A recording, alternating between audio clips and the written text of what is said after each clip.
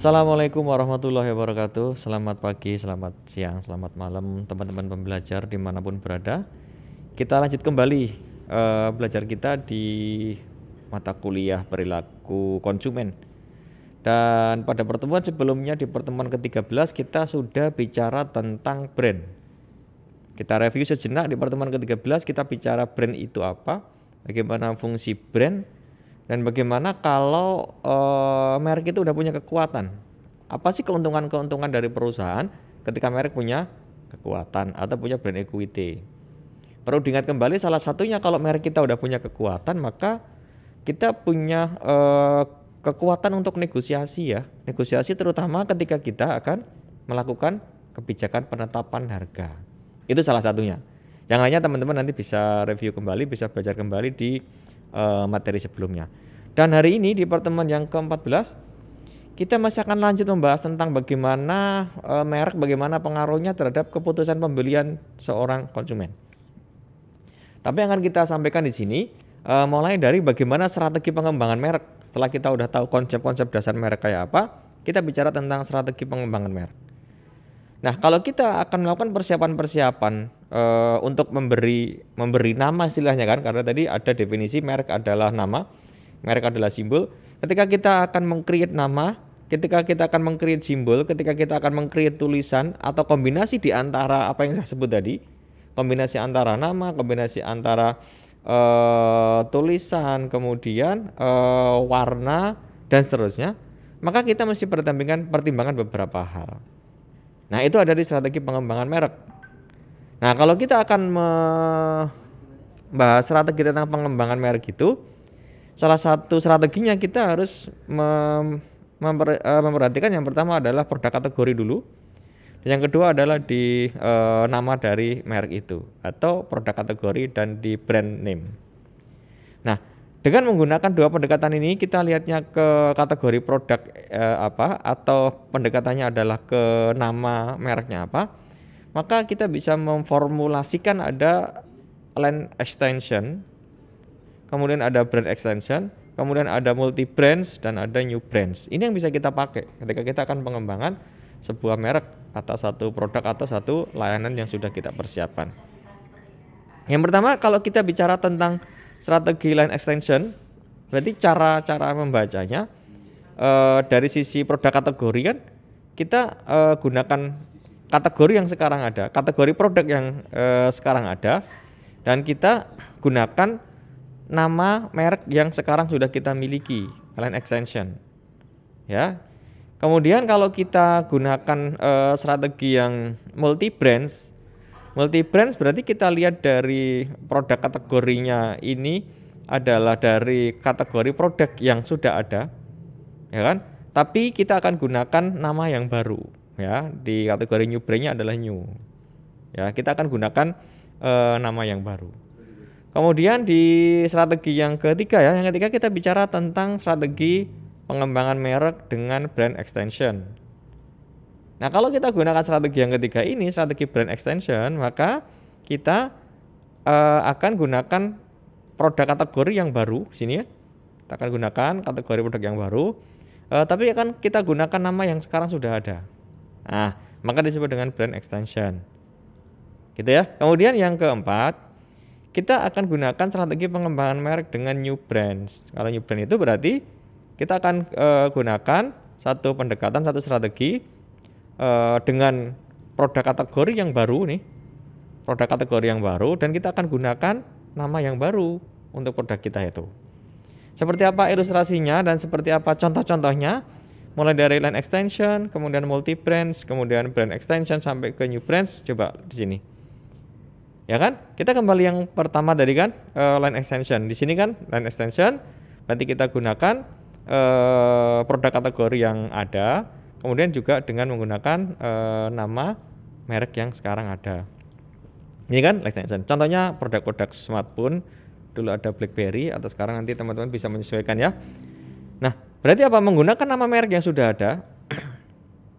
Menggunakan nama merek yang sudah ada untuk memperkenalkan tambahan variasi produk yang bisa dilakukan di sini line extension.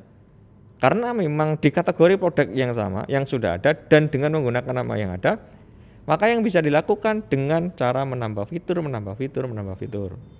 Untuk memperkenalkan tambahan variasi produk. Variasi produknya di mana sih? Antara versi ini dengan versi sebelumnya atau nanti versi berikutnya perbedaannya di mana? Penambahan fiturnya apa?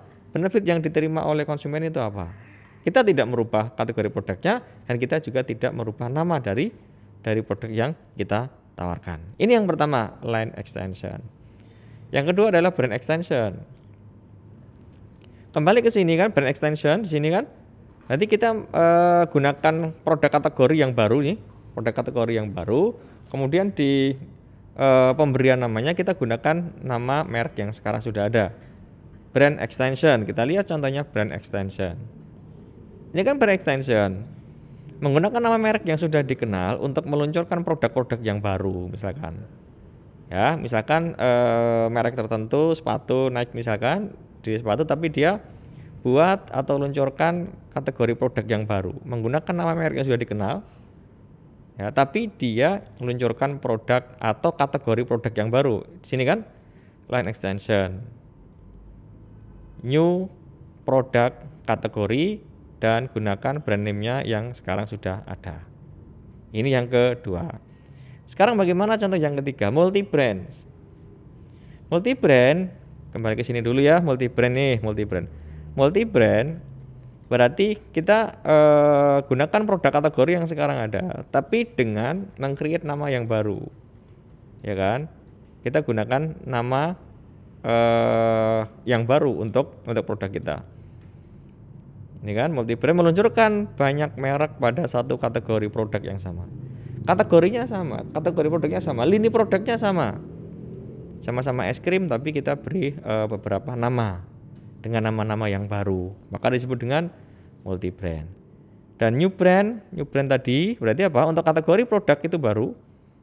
Ya kan? Kategori produknya new, kemudian brand name-nya juga new. Sini kan? New brand maka disebutnya.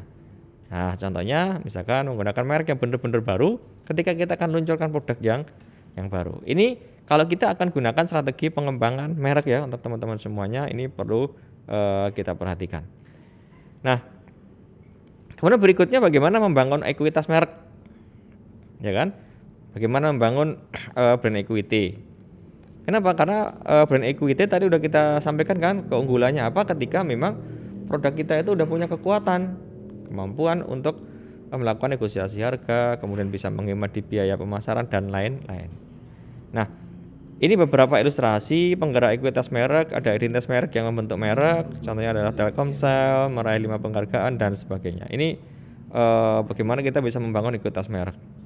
Ini kan beberapa contoh membangun produk ekuitas merek, produk atau jasa semua kegiatan pemasaran yang program pemasarannya mendukung, ya. Dan ada contoh-contoh yang lainnya. Nah, ini teman-teman bisa pelajari. Terus kemudian di sini, bagaimana kita memilih elemen merek? Apa sih elemen merek itu kan? Jadi elemen merek ini adalah alat pemberi nama dagang yang mengidentifikasikan dan mendiferensiasikan merek. Bagaimana agar merek kita itu berbeda? Karena ingat bahwa tujuan awal mengapa kita mesti meng-create nama untuk brand kita, merek untuk brand kita kan salah satunya apa? Untuk bisa membedakan atau untuk bisa dibedakan dengan produk-produk pesaing kita. Kalau namanya sama, hampir sama, ya berarti di mana tempat dan letak perbedaannya. Maka harus ada elemen merek. Merek itu harus mampu mengidentifikasi dan mendiferensikan merek. Bagaimana merek kita berbeda? Ada 6 kriteria pilihan elemen merek, ya. Salah satu elemen merek yang perlu kita perhatikan kalau kita mau meng-create merek itu, yang pertama dapat diingat. Kenapa? Kita kan tadi udah sampaikan nih pada pertemuan sebelumnya. Ketika kita bicara brand awareness ya. Bagaimana tingkatan-tingkatan brand awareness, mulai dari unaware of brand sampai ke top of mind-nya kan.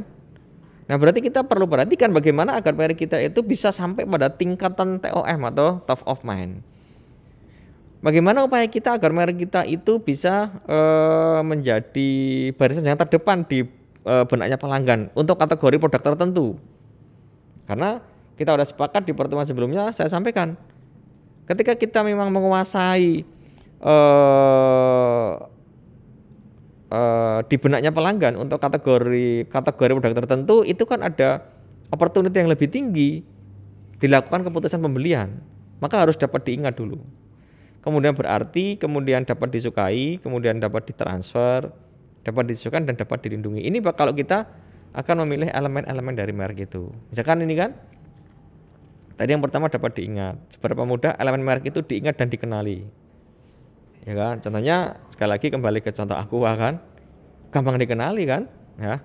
Kemudian berarti ini menyiratkan sesuatu tentang produk atau tipe konsumen kan, misalkan ini tentang sari buah atau minuman apa dan sebagainya, dapat disukai, dapat ditransfer, dapat disesuaikan dan dapat dilindungi. Itu elemen-elemen merek ya teman-teman yang perlu teman-teman perhatikan. Nah, teman-teman pembelajar marketing terutama pembelajar di perilaku konsumen, pembahasan tentang bagaimana merek dan bagaimana pengaruhnya terhadap keputusan pembelian sekaligus itu merupakan materi yang terakhir ya, yang bisa kita sampaikan, yang bisa kita diskusikan di semester ini di mata kuliah perilaku konsumen.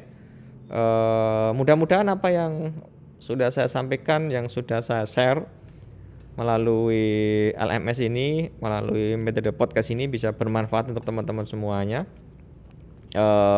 Kalau teman-teman merasa ada yang belum jelas dan perlu kita diskusikan, silakan, kita terbuka untuk menerima pertanyaan-pertanyaan dari teman-teman mahasiswa pembelajar. Kita gunakan media yang disediakan dengan LMS, silakan kita bisa tanya, bisa berdiskusi kapanpun, nanti insya Allah akan kita respon secepatnya. Dan merupakan apa ya istilahnya, satu kasus yang terakhir yang bisa teman-teman nanti pelajari, satu kasus yang mungkin teman-teman bisa pecahkan di pertemuan yang terakhir bicara tentang brand dan pengaruhnya terhadap keputusan pembelian. Kalau tadi kita bicara tentang, oh ini loh merek, kita harus bikin merek dengan elemen-elemen apa, kemudian nanti kalau kita udah punya merek, kemudian kita udah bangun awareness merek kita, sampai bagaimana orang itu loyal ke brand kita, brand loyalty dengan berbagai macam keuntungan. Tapi satu hal teman-teman yang nanti perlu teman-teman juga pelajari, ya kan? Karena sangat memungkinkan untuk produk tertentu, untuk layanan tertentu, pada lini produk tertentu itu merek bukan menjadi pertimbangan konsumen dalam melakukan keputusan pembelian. Saya ulangi, pada produk tertentu atau layanan tertentu atau lini produk tertentu, merek itu bukan merupakan pertimbangan utama konsumen dalam melakukan pembelian. Ternyata ada pertimbangan-pertimbangan yang lain. Nah, itu akan terjadi salah satu penyebab dan faktornya ketika produk, ketika layanan itu menawarkan value yang sama. Saya ulangi, ketika produk, ketika layanan itu menawarkan value yang sama. Nah, kalau memang menawarkan value yang sama, maka merek itu kadang dihiraukan oleh konsumen. Kalau dihiraukan berarti apa? Peluang untuk membangun brand loyalty itu kan sangat-sangat kecil. Bahkan sangat susah untuk membangun brand loyalty. Salah satu contohnya,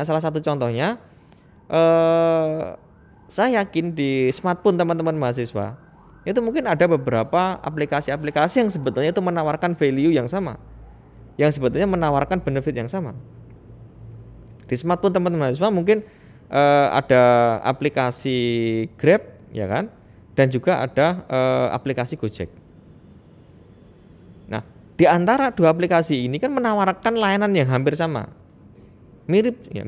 Satunya punya produk ini, dia juga punya produk. Satunya punya layanan, dia punya layanan. Dia ngasih value apa, dia ngasih value apa. Sehingga sekali lagi bagi konsumen kadang ukurannya bukan, oh saya loyal ke Grab, oh saya loyal ke Gojek. Tapi ketika hari ini saya mau ngambil keputusan mau gunakan salah satu layanan dari kedua yang saya sebut itu yang dipertimbangkan bukan karena brandnya, bukan karena mereknya, tapi yang dipertimbangkan hari ini saya butuh apa, dan mana yang mengantarkan value yang lebih bagi saya. Ingat kita pernah bicara tentang customer satisfaction. Kita pernah bicara tentang total biaya yang kita keluarkan untuk memperoleh produk dan layanan itu dibanding dengan total manfaat yang kita peroleh. Kalau manfaat yang kita peroleh akan jauh lebih tinggi, maka harapannya nilai itu akan semakin tinggi. Berarti ukurannya adalah nilai. Ketika nilai itu semakin tinggi diperoleh oleh konsumen, terkadang merek itu dihiraukan. Nah, satu kasus yang saya sampaikan itu, silakan teman-teman komentari nanti di pertemuan yang ke-14 ini. Silakan kasih komennya. Kalau ada kasus-kasus yang lainnya, silakan kasih contoh kasus yang lain di situ. Nanti kita akan bareng-bareng diskusikan, kita akan bareng-bareng bahas dan pecahkan kasus tentang pada kondisi tertentu merek itu kadang bukan menjadi pertimbangan utama konsumen melakukan keputusan pembelian. Atau di beberapa literasi disebut dengan satu fenomena namanya the end of brand. Nah, apa itu the end of brand? Apa contohnya? Bagaimana kita sebagai konsumen untuk menyikapi hal itu? Sekali lagi saya tunggu diskusinya, saya tunggu komennya di pertemuan ke-14. Silakan tulis di tempat diskusi yang sudah disediakan di LMS-nya kampus kita STI Surakarta. Itu yang bisa saya sampaikan. Terima kasih untuk teman-teman semuanya, tetap semangat, belajar terus. Meskipun kondisi pandemi tidak akan menyurutkan motivasi kita dalam melakukan upaya-upaya perbaikan kualitas sumber daya kita. Sekali lagi, ini yang bisa saya sampaikan. Terima kasih, mudah-mudahan bermanfaat. Dan silakan dipersiapkan segala sesuatunya untuk mengikuti ujian akhir semester. Dan harapan saya mudah-mudahan teman-teman bisa dengan baik dan lancar menyelesaikan pertanyaan-pertanyaan dan kasus yang ada di ujian akhir semester. Ini yang bisa saya sampaikan. Sekali lagi mudah-mudahan bisa bermanfaat dan insya Allah kita akan lanjutkan pertemuan kita, diskusi kita di semester depan di mata kuliah berikutnya. Ini yang bisa saya sampaikan. Terima kasih. Saya akhiri. Assalamualaikum warahmatullahi wabarakatuh.